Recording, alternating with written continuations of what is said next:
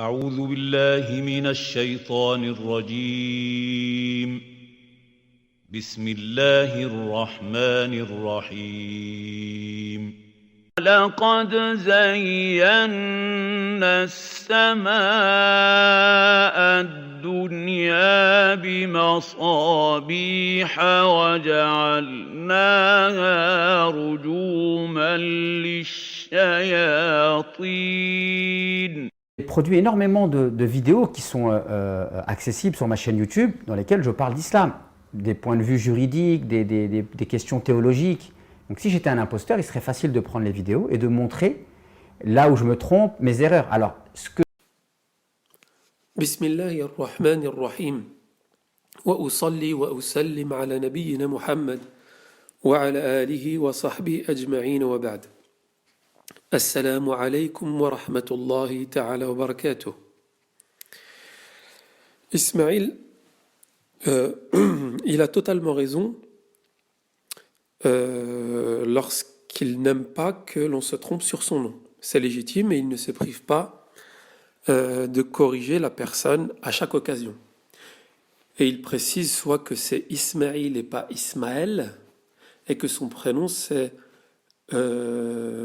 Ismaïl et non pas Mounir. Alaikum Mounir. Donc je vous rappelle que mon prénom c'est Ismaïl, pas Mounir. Pourquoi tu ne réponds pas? Voilà, entre autres. Entre autres. Mounir. Mon prénom c'est Ismaïl. Ismaïl. Alors le fait d'écorcher un nom est un manque de respect bien sûr, mais cela devient une honte quand même lorsque l'on écorche le nom d'un personnage historique dont on est censé faire la biographie. On ne peut pas s'imaginer que quelqu'un fasse la biographie de Jacques Chirac et l'appelle Jacques le Chirac, ou alors celle de Malcolm X et il vous dit je vous présente la biographie de Malcolm le X. Par contre, ceci est possible dans notre communauté. Bienvenue chez les musulmans de France.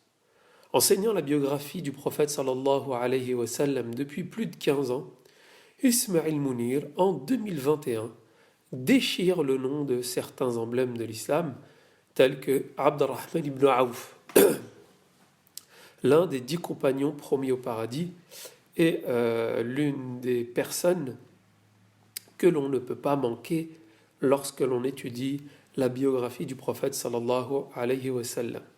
Donc il va ni plus ni moins que rajouter un article dans le nom de ce noble compagnon, comme s'il disait, au lieu de dire Jacques Chirac, il dirait Jacques le Chirac, et là au lieu de dire Abdurrahman ibn Auf, il va dire Abdurrahman ibn al-Auf.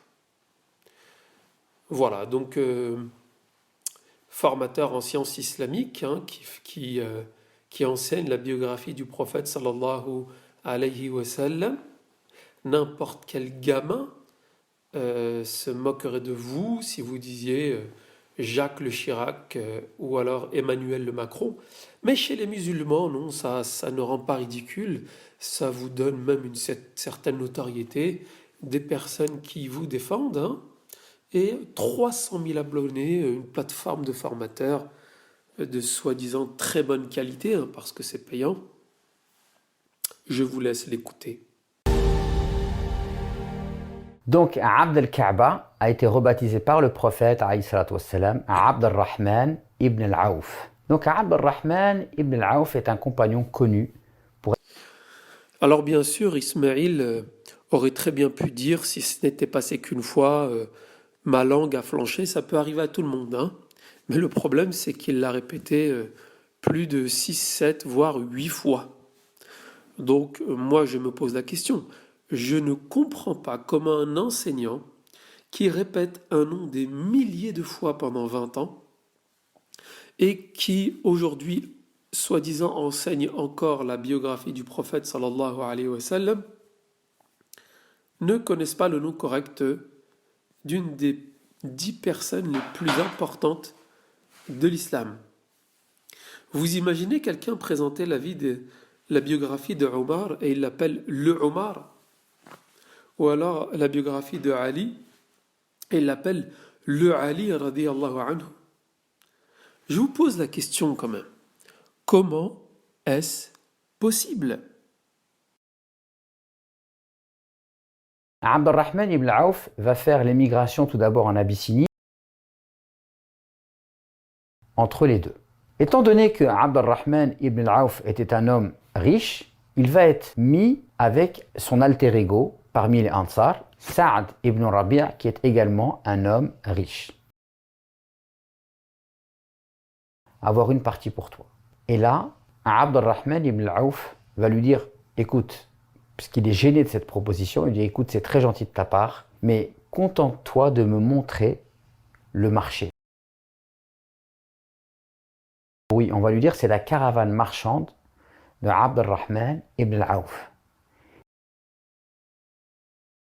Voilà donc une leçon à tirer de l'histoire de la vie de Abd al-Rahman ibn Auf. J'espère que cette vidéo vous sera pleinement profitable.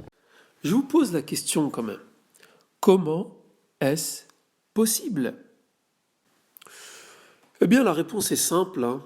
Un imposteur peut faire ça. C'est-à-dire qu'il n'a pas le niveau, il est complètement à la ramasse, il a un public francophone inculte dans sa religion.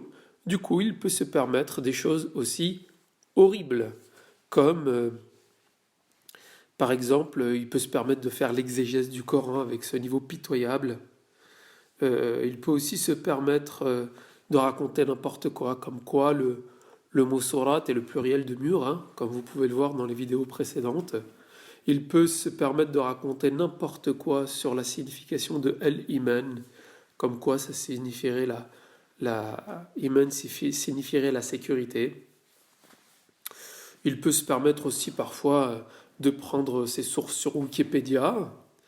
Il peut aussi, comme vous pouvez le constater dans la dernière vidéo, inventer des hadiths sur le prophète sallallahu alayhi wa sallam, et inventer des péchés, hein, c'est-à-dire raconter n'importe quoi en arabe. Vous pouvez le voir dans les 2 dernières vidéos. Donc vous voyez bien que Ismail Mounir sur YouTube donc propose soi-disant un accès gratuit qui n'est rien d'autre qu'une passerelle d'appel vers ses offres à 900 €. Et il se fait des petites vidéos comme ça. Il peut feuilleter rapidement un petit livre sur des biographies et vous faire une petite vidéo de 4 minutes. Hein. Effectivement, c'est gratuit, donc c'est 4 minutes. Et vous voyez bien que sur des vidéos de quelques minutes, le petit Ismail Mounir nous fait des bourdes d'écoliers. Et donc imaginez donc ce qu'il doit mettre dans la tête de ses étudiants pendant des dizaines d'heures de formation. Donc, Inch'Allah, dans la prochaine vidéo, vous allez constater que Ismail Mounir se permet de prendre sa religion dans des rêves. سبحانك اللهم وبحمدك أشهد أن لا إله إلا أنت أستغفرك وأتوب إليك والسلام عليكم ورحمة الله وبركاته. Sur la foi, ça fait presque 15 ans chaque année que j'enseigne la biographie du prophète et à chaque année, j'enrichis mes sources